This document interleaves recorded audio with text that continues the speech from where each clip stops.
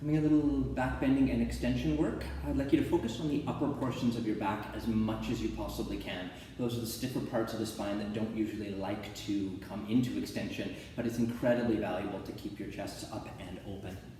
Come onto your stomach to begin with, if you would. Leg position is a little bit personal. I like my legs about hip distance apart and slightly turned out. The best position will be the one for you that lets you feel the least amount of tension in the low back. Now there's two small, but I feel desperately crucial preparatory moments in finding this kind of work successfully. The first is to lengthen your low back by slightly reaching your tail down to your heels and pulling the pubic bone up in the front. So it feels like the back line lengthens down, the front line pulls up towards your head, and you might even hollow and lift those abs up a little bit. Once you've found that little bit of extra length, take a breath or two and focusing on the exhales, soften your upper chest into the mat. So this curve in the upper back, which we all possess, is already starting to lengthen out for you.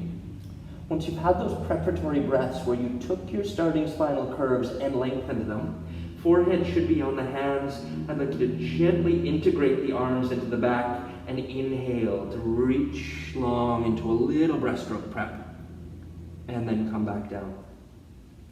I'm reaching to try and decompress my back as I come up. So we might say lengthen over lift in terms of the vocabulary you want to bring to bear on this one. Without overdoing this note, maybe there's a little pickup of the elbows and a feeling that the arm bones draw in a sort of a narrow V down the back towards your spine. So you're getting into your mid-lobe traps as a support system. As you continue to rise and lower, inhale, lift, exhale, lower. We'll do two more plain. Often just this is enough. It gets the job done. If you do want to up the ante a little, float those upper bodies up, hold there, unbend your elbows slightly. Now from here, tilt your hands a little higher than the elbows themselves, and then not moving your spine, move your shoulder blades slightly together and apart. You've got a little hint of retraction, but I don't want you to think retraction.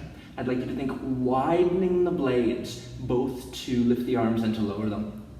And correctly done, you're feeling some stuff happen in the upper mid-back. Not a ton of stuff in your low back.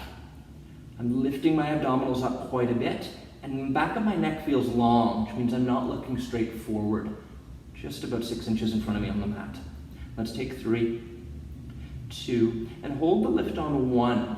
If you can, still lifted, reach the arms forward and back. I have fairly tight shoulders. My arms don't come very high. Ideally, I'd love them to be up by my ears. Reaching and then drawing back. And you just do 2 more. And one last one. Bring those hands back down to the mat. Just press your bum back over your heels. And let's have the knees a little bit apart in this child's pose or shell stretch so that you can release the back in this way. Having had the breath or two there, round through your spine, make your way back up onto your stomach. Now classically the legs are together in this next exercise. I usually have my legs a little bit apart as I did in the last one, but play around with it. Your sensations are the ones to follow. Plant the hands on the mat and you can wrap the elbows in towards your body a little tiny bit. Think of the reach forward through the crown of the head. And then as you lift your upper body, you'll come past where you were lifting to before, into a place where your chest lifts up, the eyes may lift up, maybe even a little bit of a lift under the chin, but not much. And then claw the fabric of the mat, pull your body forward. So the earlier breaststroke prep is inside of this swan dive prep. You go forward to come up, you lengthen more than lift, and then pull. Now the rib cage is a little bit spherical in shape. Reach the sphere of the ribs forward and up, away from the pelvis, so that as you reach and move through space here, you're not coming up and sitting into the lumbar. Another big part of that is, of course, that lift in the low abdominals. Keep the pickup of the pubic bone. Your next one's going to be your last one. As you rise up, you could frame this final one really as a stretch for the front of your body. Hold there.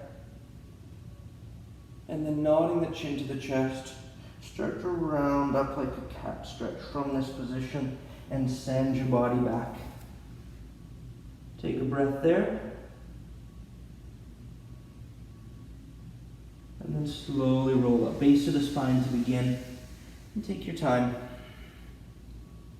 Once you are all the way back up, you'll hopefully feel a fairly universal set of sensations in the back, a tingling or a feeling of muscular engagement, but nothing negative and nothing that is localized. So we want, like I say, that distribution of work through the whole of the spine. Have a great day.